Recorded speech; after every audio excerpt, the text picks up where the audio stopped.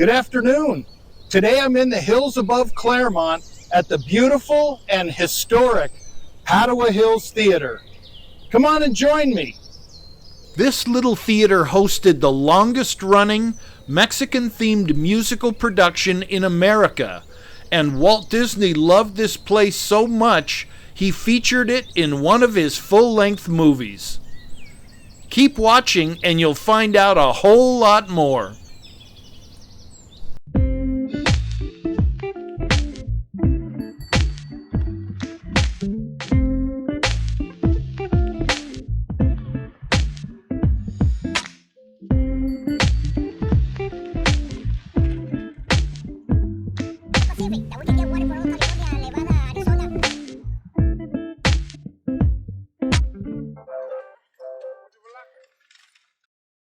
It's a beautiful and tranquil 6-acre oasis surrounded by a grove of wind-bent olive trees. The old colonnade leads you to an expansive patio area with quaint whitewashed stucco buildings and red tile roofs reminiscent of an old, lovingly tended Mexican courtyard. Beautiful brick and tile work and intricate wrought iron welcome you. I come up here often and listen to the babbling fountain, the birds, and the wind in the trees. It's very relaxing. On one of my visits here, I had the pleasure to meet with and talk to one of the current owners of the property, Cheryl Lindholm. She didn't want to be filmed, but we chatted for a while, and she told me some great stories about the place. She and her partners began leasing the property from Pomona College in the 80s. After the college sold the property to the city of Claremont, they continued leasing from the city.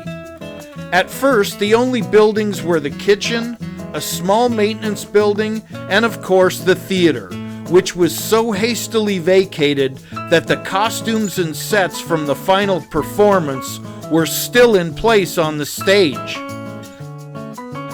They were only tenants at that time and made minor upgrades until 2009, when the group purchased the property from the city. This is when the major renovations took place, including the beautiful brick courtyard, the outdoor stage, and the picturesque balcony with its wrought iron archway.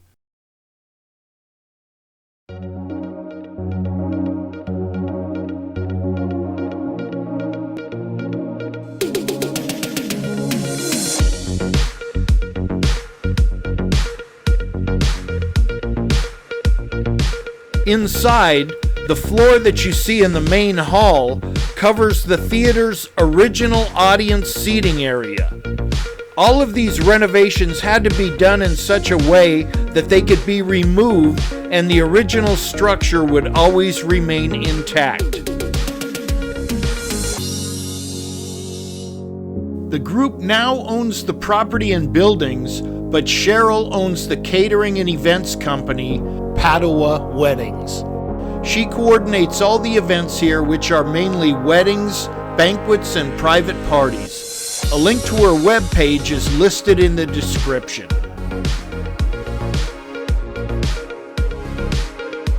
Going back to the beginning, this property was owned by Henry Austin Palmer, the forgotten founder of Claremont. Palmer planted these olive trees himself, and the nearby Palmer Canyon was named for his daughter, Elizabeth Day Palmer. H.A. Palmer came to this area in 1882 and purchased 60 acres from Tooch Martin, the first Anglo-Saxon settler in this area.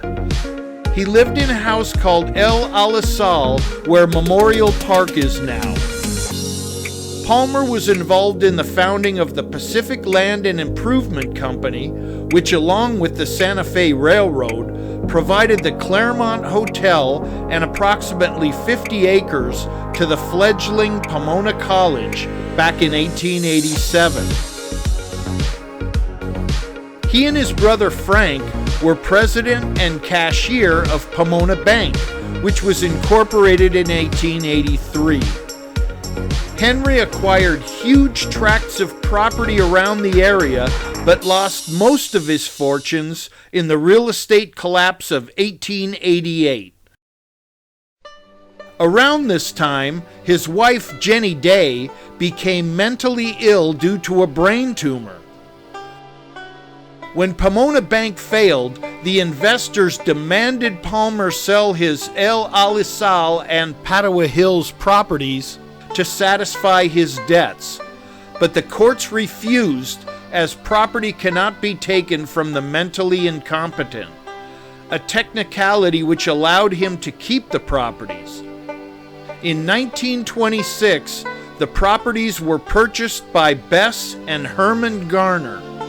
In a 6-year period, the Garners built 3 of Claremont's most iconic buildings: the Garner Residence in 1926, the Vortox Building in 1928, and Padua Hills Theater in 1930.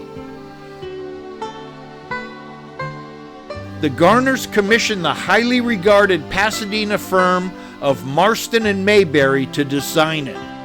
Immediately after, a group of 20 local citizens got together and purchased 2,000 acres of hillside land northeast of Claremont. Padua Hills Incorporated was formed, and Herman Garner was elected to run it. Bess was the driving force to build a theater for the local community players.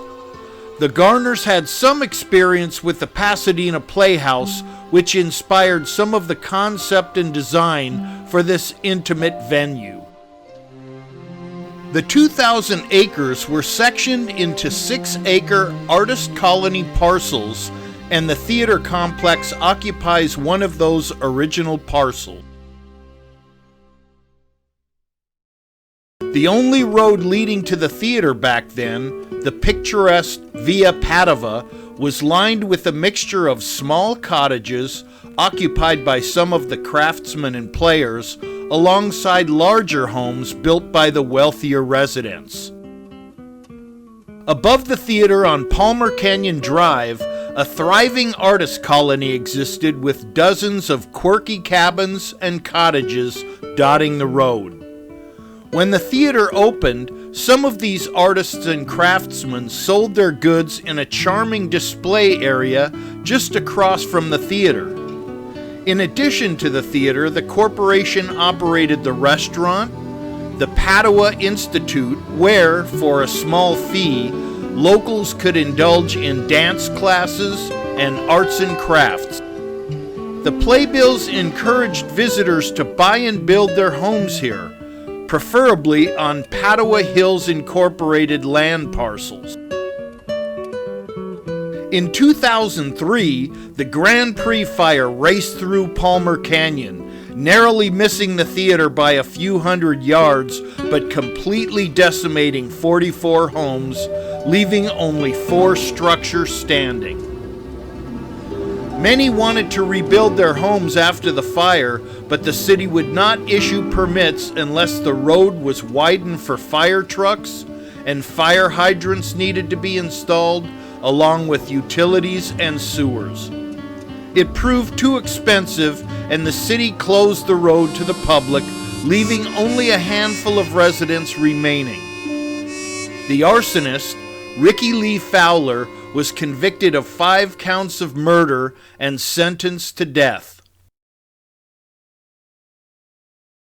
Padua Hills Theater opened in 1931 and ran continuously for 43 years until 1974, which made it the longest-running Mexican-themed musical production in the United States. The Ramona pageant was copied from it. The players, called the Paduanos, were mostly Spanish-speaking residents of Claremont. Many were Claremont High School students. Typically, they would cook the food, bus the tables, change into costumes and perform the play, dance in festive folklorico costumes, then after the play would mingle with the guests during the Jamaica, or the after party. On Mondays and Tuesdays, the Padua Institute showcased Mexican culture and handicrafts, which provided employment opportunities and exposure for the actors and artisans. However, some criticized the theater for presenting an Anglo-skewed version of Mexican culture. But mostly it was enjoyed by all, including the Paduanos. The colorful costumes and rich Mexican culture attracted Walt Disney, who was entranced by the people and the beauty of the surroundings. So much so that he featured the theater and the Paduanos in his newest feature film, The Three Caballeros, in 1944. It's my theory that the original concept for Disneyland's Casa de Fritos restaurant was inspired by Padua Hills Theater and the Paduanos. Over the years, interest waned, and sadly, in 1974, the struggling theater closed its doors. After Herman Garner's death, Pomona College took possession of the property, where it sat vacant and fell into disrepair for nearly 10 years, until our group of heroes stepped in and breathed new life back into this marvelous place. On January 23, 1998, the theater was added to the National Register of Historic Places.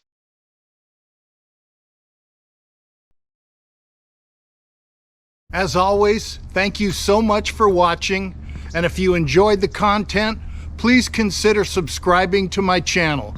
It's always free. Again, thanks for watching, and we'll see you later. Bye-bye. As I was leaving, Cheryl mentioned that the late Huell Hauser had talked to her many years ago about featuring the theater on his show, but he didn't think it would make an interesting enough episode. Well, with all due respect, I think he missed a gold mine.